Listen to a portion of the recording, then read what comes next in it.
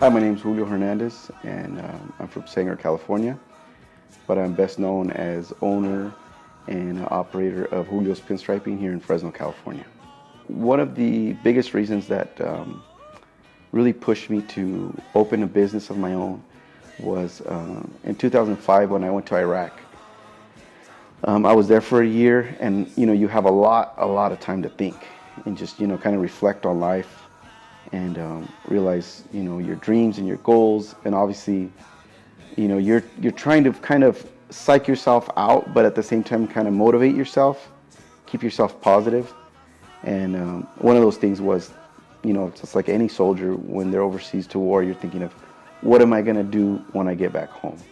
What am I, what do I miss? What food am I going to eat? Where am I going to go? What am I going to do? And one of the things that I thought of all that stuff. But also one of the things I thought of was, what are my goals? When I get back, what do I want to do? And one of those things was, to open my own business, have my own shop. I didn't really know what it was at that time. It was kind of like building hot rods and muscle cars, and from there. But I always kind of liked the art, and I was like, I wish I could do the hot rods, but still kind of do something with art. And unknowingly, that's exactly what a pinstriper is. Pinstriper, a custom painter, is you're basically the artist of the car world. You're the guy that people come to say, I got this badass car. What's gonna make it look cool? What's gonna make it look good? And so from there, that's what I kept that in the back of my mind, and I always had that goal, like, I want to try it. I want to try it. So when, I had that opportunity, I had enough knowledge and skill. Having gone to Iraq and been in the Army for 8 years, opening a business to me was, I guess the best way to say it wasn't scary to me. It was exciting. It was fun. There was really nothing that I couldn't do that was going to be bigger than what I had done in Iraq. It was like, so I'm going to open a business. People are like, well, what if you fail? What if it doesn't work? Oh, well. No big deal. It's nothing. And a lot of people were, very scared, and I noticed that in a lot of people, they kind of have that hesitation. And you don't have to be in the Army for 8 years. You don't have to be, have gone to war. You just have to have that drive. And if you have that drive, you can do it. And if it's meant to be, it's meant to be. If it's not, it's not. But at least you'll get it out of your system, and you're not regretting it, years later. Wondering when you're in that dead-end job, man, what would have ever happened if I would have, done that dream job, whatever it is that you want to do. For me, it was art and pinstriping and cars. For those of you that don't know, pinstriping is basically, it all basically sums up to the line. I mean, that's where all art and everything starts. It's just the basic line. So it's just taking that line and added color to it, or use that line to bring out the aesthetics in anything from art. Back in the thousands of years ago, they put it on pottery. If you look at old pottery, it has a lot of intricate artwork, a lot of designs, line work, and from there it expanded into the horse and carriage, or even like the horse and carriage. You'd see a lot of ornate artwork. A lot of circuses would put a lot of design work, artwork. They'd hire artists, and that was their job. That's all they would do. And from there, it evolved into, once the gas-powered cars came along, then it just carried over from folks that were doing it to their horse and carriage. Now they started doing it to their automobiles. And then it got to the point to where, and all it basically is, everybody's got the same thing. I want to look better than yours. I want my car to look better than yours, or I want my wagon to look better than your wagon. So that's all it is. And in the 1920s or 30s, I believe, Ford and a few Chevy cars, they actually had it in the factory. You would purchase a car and it had a factory stripe. They actually had pinstripers hired full-time. That was their job. That's all they did. They would just sit in the production line, This guy would assemble it, this guy would put the tires, and then it was this guy's job to just come and pull the line. And from there, it just evolved. It got into the 1950s, the 1960s, where they started, kind of getting a little more flamboyant, started getting more creative, started using the line to do flames and graphics, and started doing it to motorcycles. And now we are where we are today, where you got it on anything from a lot of show cars, especially like lowriders.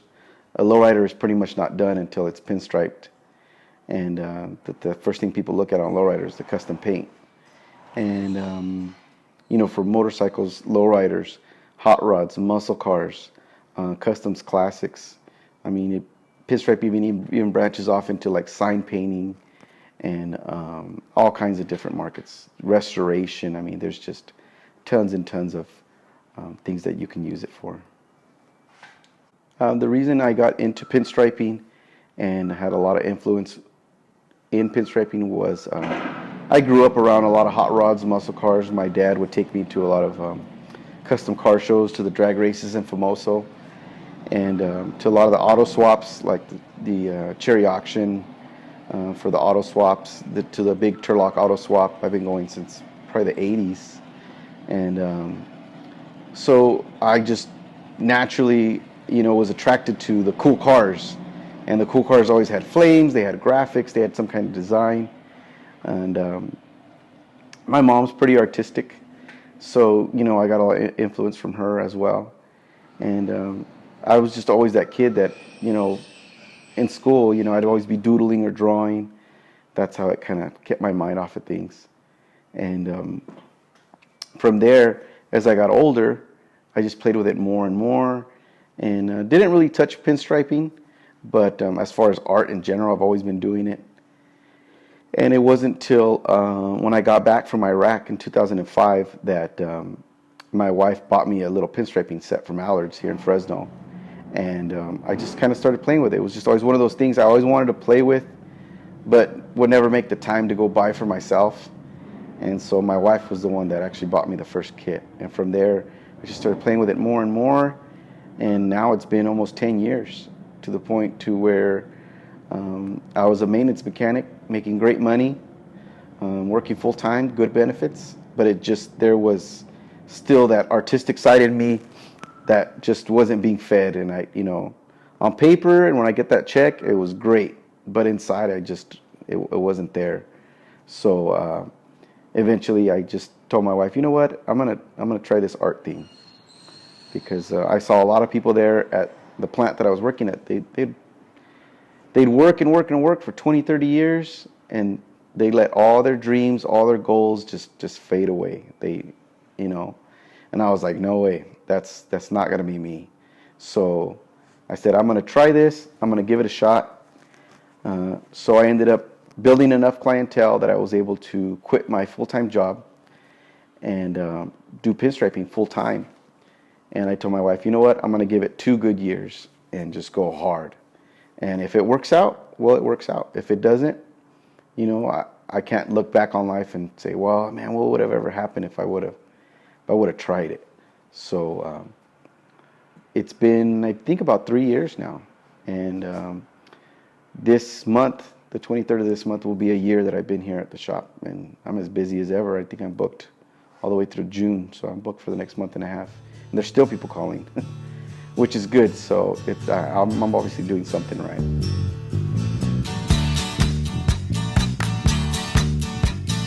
My advice for up-and-coming artists and entrepreneurs would be to, not be so hard on yourself. You're your own worst enemy. You're the one that's gonna let yourself down at the end, because in the end, it's your dream. It's in your head. People are gonna, either may not believe in you. They may not believe in your dream. They may not get as excited as you do. It may feel like they don't support you, but realistically, sometimes it's just that they care about you and they just don't want to see you get hurt. Other times it's that they just don't understand. They have no clue. I've had various instances where, I know because I'm into cars, I'm into shows, I'm into motorcycles, I'm into that whole industry and environment. So, when I told people I'm gonna quit my job making 35 bucks an hour, full benefits, to go be an artist, they were like, are you crazy? Like, what are you thinking, Some said it more politely, others, did it. But some asked, well, do you have a family? How are you going to support your family? It's just, I knew how I was going to do it. I was determined to make it happen. I was determined to make it succeed. And that's it. That's the bottom line is you're the one that has to be determined. You're the one that has to push through. Because at the end of the day, that can mean from, asking questions to reading stuff online to buying books.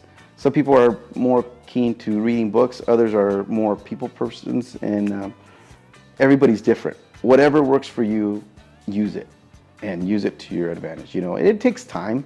It doesn't happen overnight. There's a lot of aspects to it, to becoming a successful artist or successful at anything you do for your own business. It's not only, you could be the best artist in the world, but if you have no communication skills whatsoever, you could stand here in front of anybody talking in front of a camera. Your artwork could just be better. Say, well, I let my artwork speak for itself. True, but nobody in the world can sell your art better than you can. You're your own worst enemy. So you got to be able to sell yourself. You got to be able to get out there and just, go to whatever it is that, in my case, for example, cars. So I got to be out there at car shows. I got to make myself known. I got to, push my brand, push my logo, get recognized, push that Instagram, push that Facebook, whatever means you have. Right now, social media, it's, as far as a business owner, yeah, it's fun to look at, but it's also a tool. It's a tool. You use that to your advantage. Just getting to know other artists, looking at what they do, what they did wrong. You can learn a lot from what people do wrong.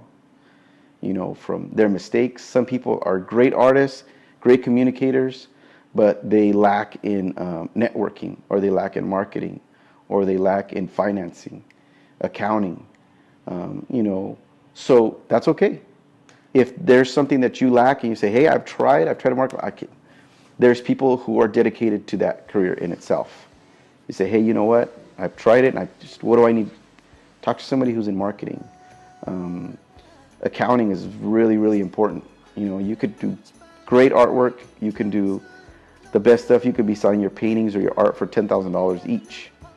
But if you don't know how to handle that money, you're going to be broke within a year. So you got to learn how to juggle, if you got a family, you got to learn how to juggle the family with the business expenses, with, your own wants and needs, with, supplies, and still come out making a profit. And so it's easy to get carried away really fast, really soon, because you're so into it. So you're like, I want this color, I want these paints, I've always wanted these brushes or these cameras or whatever it is. So you want to go hurry up and buy everything. But I encourage you, just take it step by step. Just buy what you need, and little by little, you do a couple big jobs, you sell a couple big paintings, go to the art store and just walk into Allard's, just be like, okay, I just made X amount on this painting. I'm gonna go spend, $100 at Allard's or any art store. Go online and buy whatever I want. And just little by little, next thing you know, you got a whole shop full of stuff. You got all the supplies you want. So a lot of it is just push yourself, take your time, ask a lot of questions, and just do your homework. Do your homework. I highly recommend do your homework, because if you end up failing, all those people that look down on you, they're basically going to say, see, I told you so. And, they're just going to go pop to that big dream of yours. So when you could have just asked a couple questions, do some research, do some homework, and just push yourself. Once again, my name is Julio Hernandez from Julios Pinstriping, and I just want to thank Wyse for letting me be here today and for coming out and spending time with me and getting to know a little bit about me. And you could find me on Facebook and Instagram, as well as my website. Everything is the same. Everything's Julios Pinstriping, whether it's hashtag Julios Pinstriping, at Julios Pinstriping, or follow me at Julios Pinstriping, juliospinstriping.com. It's all the same, really easy to find.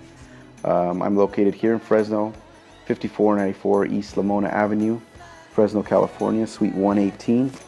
And I'll catch you guys at the shows. I'll catch you guys at all the art hops here around Fresno. Feel free to stop by, say hi. I won't bite. Big shout out again to Wyse Fools. Stay wise, stay foolish. Peace.